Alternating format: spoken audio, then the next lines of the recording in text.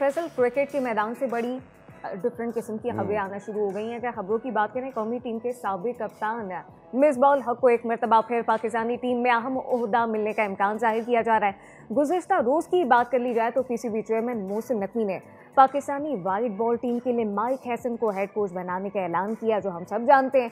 आपको बताते ये भी चलें कि मिसबाह-उल हक का शुमार पाकिस्तान के कामयाब तरीन टेस्ट कप्तानों में भी होता है। और अगर 2019 से लेकर 2021 की भी बात करें तो कौमी टीम के बतौर हेड कोच खदमात सर अंजाम दे चुके हैं। मिसबाह-उल हक कौमी साबिक क्रिकेटर बासित अली ने पाकिस्तान टेस्ट टीम के लिए मिसबाह-उल हक को पहले ही हेड कोच होने की मुबारकबाद दे दी है। जबकि वो की अगर बात करें तो जो पीसीबीएस की जानिब से अभी तक कोई कंफर्मेशन नहीं दी गई है, बाज़ाब्ता तौर पर मिसबाह-उल हक को हेड कोच बनाने का ऐलान नहीं किया गया है। हम बात कर लेते हैं इस हवाले से। सैयद मोहम्मद अवैस हमारे साथ मौजूद हैं। अवैस भाई अस्सलाम वालेकुम, good morning. On the contrary Awais भाई, इस साल हम कितनी रेड बॉल खेल रहे हैं? हाँ, देखिए हमने टेस्ट मैचेस तो सच कुछ इतने खास खेले नहीं। आई गेस अगर मैं रफली भी अगर फिगर देखूं तो शायद आपके 3 से 4 टेस्ट मैचेस हैं, इससे ज़्यादा है नहीं है। अगर आप कंफर्म नहीं कर रहे, लेकिन अगर रफली फिगर भी देखूं, आपने ज़्यादा T20 क्रिकेट ज़्यादा खेलनी है, क्योंकि आपने T20 एशिया कप और वर्ल्ड कप की भी तैयारी करनी है, तो आपके पास T20 मोड ज़्यादा है। लेकिन जितने मामला आपको पता है पाकिस्तान क्रिकेट बोर्ड के अंदर ये जो 2-3 साल के अंदर हुए हैं, कोचेस को लेकर, कप्तानी को लेकर, ये तो पता है कि कोई भी बड़ा कोच नहीं पाकिस्तान टीम को ज्वाइन करेगा। अगर आप कहना कोई सीनियर कोच हो जाए, खास करके जिसके पास एक्सपीरियंस भी बहुत बड़ा है, आपके पास one of the best minds आया था गैरी कर्स्टन की बात करें आपके सामने, जो हमने उसके साथ हालात किए वो चला गया। जेसन गिलेस्पी की बात करें, one of the best minds, फिर मैं कहता हूँ वाई, उसके साथ जो सिचुएशन हमने की वो भी चले गए।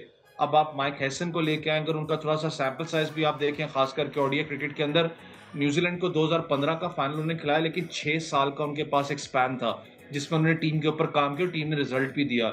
अब वैसे अगर उससे अगर थोड़ा सा बरक्स देखूं तो उन्होंने अर्जेंटीना की टीम के साथ काम किया और आई गेस केनिया की टीम के साथ काम किया। इतना एज सच बड़ा उनके पास कोई एक्सपोजर नहीं है, लेकिन लीग क्रिकेट की बात करें तो एक्सपोजर उनके पास मौजूद है, उन्हें रिजल्ट्स भी प्रोड्यूस करके दिए हैं। तो फिर मैं कह रहा हूँ मसला ये है कि जो भी आप कोच बना लें, चाहे टेस्ट क्रिकेट का बना लें चाहे ओडीआई क्रिकेट का बना लें, उसको टाइम चाहिए। आप अगर ये बात करो कि वो आएगा और आपको एशिया कप जिता देगा, वर्ल्ड T20 के अंदर कुछ बड़े कारनामे दिलवा देगा, तो यार ऐसे नहीं होता। आपको थोड़ा सा टाइम स्पैन चाहिए होता है, क्योंकि आके वो हर चीज़ को समझता है कि आपका सेटअप क्या है, उसको सेटअप में ही इतना ज़्यादा टाइम लग जाता है। सबसे बड़ा मसला हमारे आजकल पाकिस्तान क्रिकेट के अंदर ये है, वो आज नहीं बहुत अरसे से चल रहा है, जो आपका हेड कोच होता है पाकिस्तान टीम में, उसके नीचे जो टियर बनी होती है, डोमेस्टिक क्रिकेट की हो जाए, अंडर 19 की हो जाए, अंडर 17 की, जो ट्रांसपेरेंसी है इन्फॉर्मेशन की कि कौन सा लड़का परफॉर्म कर रहा है, किस अपना कैलिबर के अंदर परफॉर्म कर रहा है, उसको ट्रांसपेरेंसी नहीं दी जाती, ना उसको बताया जाता है, इतना ज़्यादा उसको धोखे में रखा जाता है। इस चीज़ को आपने ख़त्म करना है अगर आप चाहते हैं कि पाकिस्तान राइट डायरेक्शन के अंदर आप आए।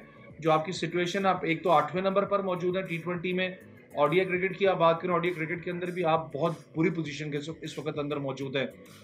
याद रखें, जब एक नया कोच आता है, जब आप टॉप 4-5 पोजीशन के अंदर आप हो ना, तो आप उस पोजीशन को मुस्तैक रखना वो बहुत टफ होता है उसके लिए, क्योंकि आपने उस पोजीशन को कंटिन्यूसली बरकरार रखना है। लेकिन जब आप 7वें-8वें नंबर पर हो, आपने टीम के साथ काम करना, उसको वापस पोजीशन पे लेके जाना, वो फिर एक नया चैलेंज आपके लिए होता है। आसान नहीं होगा उनके लिए, आसान नहीं होगा उनके लिए। लेकिन अवैस, अगर बात करें मिसबाह-उल हक की, अभी कंफर्मेशन तो नहीं हुई ऑब्वियसली पीसीबी की जानिब से हेड कोच उनके बनने की, लेकिन समझते हैं वही बात है जैसे आपने कहा कि रातों रात कोई चीज़ बदली नहीं जा सकती। लेकिन मिसबाह-उल हक को हेड कोच के तौर पर कौमी टीम को कोई बहुत बड़ा फ़ायदा होगा, क्या होगा? देखिए मिसबा भाई, आपको पता है पहले भी पाकिस्तान टीम के हेड कोच रहे हैं, बल्कि हेड कोच क्या, उनके पास तो बड़ी पावरफुल पोजीशन थी। आपको पता है सिलेक्टर भी रहे जी हैं, जी हेड जी। कोच भी रहे हैं, लेकिन पाकिस्तान क्रिकेट की मैं कहता हूँ कि वो कहीं ना कहीं बैकबोन जरूर रहे हैं। एक अच्छी चीज़ जो मुझे मिसबा भाई के दौर में लगी थी वो ये था कि उन्होंने जो फिटनेस का म्यार था वो बड़ा एक बरकरार रखा था। आपको याद, उन्होंने कहा था कि अगर फिट नहीं हो तो पाकिस्तान टीम में चाहे जितना बड़ा भी नाम होगा आप नहीं खेलोगे। तो फिटनेस पे थोड़ा सा काम बहुत ज़्यादा आपको नजर आया था।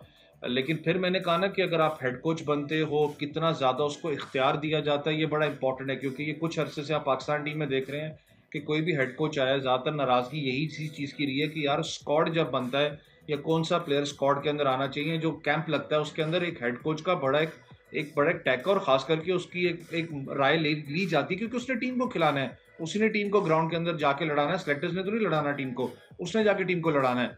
कितने ज़्यादा इख्तियारात दिए जाते हैं। फिर एक सबसे बड़ा जो हमारे यहाँ मसला आ जाता है कि जो हेड कोच बनता है, जो पाकिस्तान सिनेरियो की बात मैं कर रहा हूँ, वही सिलेक्टर भी होता है, वही सारी काबीना के अंदर कभी कभी आप उसको ऐसे भी इख्तियारात दे देते हैं। तो इस चीज़ पे आप पाकिस्तान क्रिकेट कैसे लेके चलता है, क्या आपका थिंक टैंक होता है पाकिस्तान का, मिसबा भाई का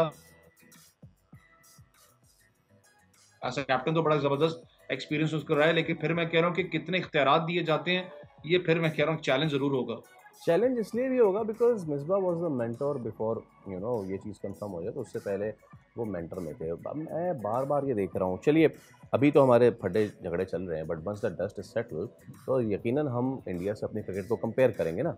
हम जब कंपेयर करते हैं तो आप देखें वहाँ असल मेंटोरिंग होती क्या है। युवराज सिंह ने 2 ऐसे प्लेयर्स दिए हैं, Abhishek Sharma, the other one I am forgetting the name, ये जो रूल करेंगे अब क्रिकेट में ना। मुझे बताएं मेरा एक भी mentor right from Sarfaraz to Shoaib Malik दिया है कोई अभी तक ऐसा प्लेयर? सो हम उसी गर्दाब में घूम रहे हैं, हम उसी वर्लपुर में घूम रहे हैं। मिसबा नहीं तो शुएब मलिक तो ये तो I mean there is no point of having again and again this people made be के उन्होंने पहले किया हो। So what is the point of taking them back again and again जब मैं इनकी तरफ से कोई प्रोडक्ट ही नहीं देख रहा। देखिए, आपने एक बड़ी अच्छी बात की है। जब मेंटोरशिप की बात आती है, मेंटोर हमेशा मेरा एक मानना रहा है कि मेंटोरशिप और ख़ास करके जो मेंटोर का जो एक माइंड है, जब आप कहते हो ना कि उसने आने वाले फ्यूचर स्टार आपको देने हैं, तो वो हमेशा आपको अंडर 19 कैटेगरी से निकाल के देता है। आप अगर कहो ना कि एक क्रिकेटर बना हुआ है, उसकी एज 28-29 साल है, जो क्रिकेट खेल चुका हुआ है, उसको आके आप उसको मेंटोर करो, तो वो जब आप कहो कि यार ऐसे नहीं ऐसे करना है, वो अपनी पूरी की पूरी क्रिकेट ख़राब कर देगा, क्योंकि उसका एक स्ट्रक्चर बन चुका हुआ है, वो खेल चुका हुआ है, 27-28 साल की उम्र के अंदर इस वक्त मौजूद है। हमारा सबसे बड़ा मसला ये, अगर आप कंपेयर दोनों टीम्स को आप कह रहे हैं करने की अगर बात मैं करूँ, वहां पर ज्यादातर लड़के इस वक्त जो इंडिया के जो टीम के अंदर इर्द गिर्द घूम रहे हैं, वो 80% आप कर लो अंडर 19 के घूम रहे हैं। जो राहुल द्रविड़ ने अंडर 19 के कोच रहे, वहां से उठा के वो अंडर पाकिस्तान इंडिया टीम में लेके आपके सामने जो उन्होंने परफॉर्मेंसेस दिखाई हैं। हमारा मसला ये कि हमारे मेंटोर्स की बात करूं, विद ड्यू रिस्पेक्ट, मुझे पता है फाइनेंशियल मामला भी हैं, बहुत सी चीजें बीच में आ जाती हैं।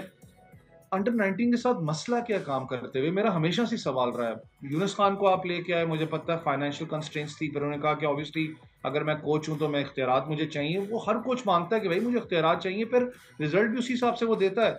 फाइनेंशियल कंस्ट्रेंट्स आ जाती हैं, बहुत से मामला आते हैं। आज भी हम सीनियर टीम्स को बहुत ज़्यादा, मैं कहता हूँ कि बहुत ज़्यादा सीरियस लेते हैं। जब अंडर 19 की बात आती है तो हम इतना ऐसा सीरियस नहीं लेते। हम लोग नहीं चाहते कि यार हमारा कोई, जैसे फॉर एग्जांपल अगर एक पेस बैटरी लगी हुई है 17 साल का लड़के के साथ, अगर ऐसा मेंटोर शुएब अख्तर लगा हुआ है, फॉर एग्जांपल दे रहा हूँ, या वसीम अकरम लगा हुआ है, वो उसको आइडलाइज करता है दिमाग के अंदर कि यार मैं इनको आइडलाइज करता रहा हूँ, मैंने इनसे कुछ सीखना है। 27-28 साल का लड़का तो नहीं करेगा ये चीज़ को, क्योंकि वो क्रिकेट खेल चुका हुआ है। हमारे जो मेंटोर्स हैं वो काम ही नहीं करना चाहते अंडर 19 के साथ। फिर मुझे पता है कुछ मामला आ जाते हैं, क्यों पता है, पाकिस्तान टीम के साथ काम करोगे, आपकी पीआर ज़्यादा हो जाएगी, प्रोफाइल बड़ी होगी, बहुत सी चीज़ें मामला बीच में आ जाते हैं। अंडर 19 को ऐसा होती, लेकिन अगर आप क्रिकेट बना लो, मेंटोरशिप वाला रोल अंडर 17 कैटेगरी में जाना पड़ेगा। इन मेंटोर्स को आपने भारी भरकम सैलरीज पे रखा हुआ था, क्या इनका ये काम नहीं बनता था? जो अभी स्कूल क्रिकेट स्टार्ट हो रही है, यूनिवर्सिटी क्रिकेट है या कॉलेज क्रिकेट है, मुझे बताएं कौन सा आपका ऐसा मेंटोर है वो जाके वहां पर विजिट उसने किया हो, या जाके कम से कम ऐसा मेंटोरशिप वहां पर जाके आपको कुछ नजर आया हो? मैंने तो आज तक नहीं देखा। आपके यहाँ पर डोमेस्टिक के मैचेस होते हैं, आपकी सिलेक्शन कमेटी की, चले बात बता देता हूँ, इस्लामाबाद की सपोज बात बताता हूँ, कराची आप खुद आप बेहतर समझ सकते हैं। कौन सा आपका ऐसा सिलेक्शन कमेटी का बंदा है जो जाके गर्मी के अंदर बैठ के वहां पर मैच देख रहा हो, वहां से लड़के के स्टार्ट निकाल के कह रहा हो नहीं यार ये लड़का तगड़ा है, इसको हम पाकिस्तान खिला सकते हैं? ये आपको सॉल्व करना पड़ेगा। आपकी इस वक्त पोजीशन 8वें-7वें नंबर पर ओडीआई T20 की बात करें मौजूद है। ओलंपिक्स में टॉप 6 से 7 टीम्स, टॉप 6 टीम्स खेलती हैं, जो कि अगले साल आपको वो चाहिए होगा क्वालिफाइज के लिए। बहुत से मामला इस वक्त आपके हक में नहीं है क्रिकेट के अंदर, आपको उसको ठीक करना है। ऐसा चेयरमैन आप बहुत ज़बरदस्त काम करें, लेकिन अगर आप माइक हैसन को अगर T20 में आप लेके आए, चाहे मिसबा को आप टेस्ट में लेके आए, खुदारा स्टिक अराउंड करें। जो लोग आपके इर्द गिर्द खान भरते हैं उनको छोड़ दें, इनको जरा थोड़ा स्टिक अराउंड करें, साल 2-3 तो इनको चाहिए, तब जाके आपको अच्छा तगड़ा रिजल्ट प्रोड्यूस करें। और जाते जाते अवैस भाई शॉर्टली जरा पाकिस्तान बांग्ला, मैं बार बार आपसे पूछ रहा हूँ, लेकिन अगेन वो असल में पड़ोस ममालिक से फेक न्यूज़ इतनी आती है ना। Pakistan Bangladesh series still on? देखें, दोस्त ममालिक से तो आपको पता है 6-0 की भी फेक न्यूज़ ही थी, कहते हैं जी कुछ नहीं हुआ, कुछ नहीं हुआ। बाद उन्होंने कहा जी हाँ जी हुआ है, बल्कि 7-0 कल कह रहे थे हो गया। लेकिन Bangladesh and Pakistan series on है। अभी भी जो न्यूज़ ये थी कि पॉजिटिव है, सिर्फ डेट स्केड्यूल चेंज हुआ है, क्योंकि आपको पता है PSL वो अचानक, आपको पता है क्योंकि वो डिले हुई थी, जो मामला हुए थे उसकी वजह से, लेकिन स्केड्यूल ऑन है।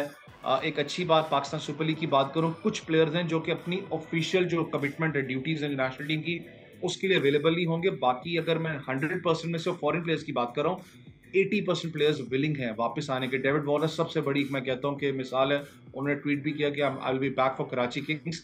तो दैट इज कि पाकिस्तान क्रिकेट को जितना मर्जी आप आइसोलेट करने की कोशिश करें, हमारे मुल्क को, पाकिस्तान एक अमन मुल्क है क्रिकेट के अंदर, हमने हमेशा फ्रूट भी दिया। 10 साल की मेहनत है हमारी इसको लेके आने में, तो प्लेयर्स अवेलेबल हैं PSL खेलने के लिए। All right. Thank you so much, Syed Mohammad Aweys साहब. On a good note, we are ending Bangladesh की सीरीज भी ऑन है और बहुत सारे जो प्लेयर्स हैं, we have to talk about that tomorrow लाजमी कि PSL के बहुत सारे इंटरनेशनल प्लेयर्स हैं, दे आर विलिंग टू और भरपूर पाकिस्तान में क्रिकेट हो रही है, इसमें भी कोई दो राय नहीं है।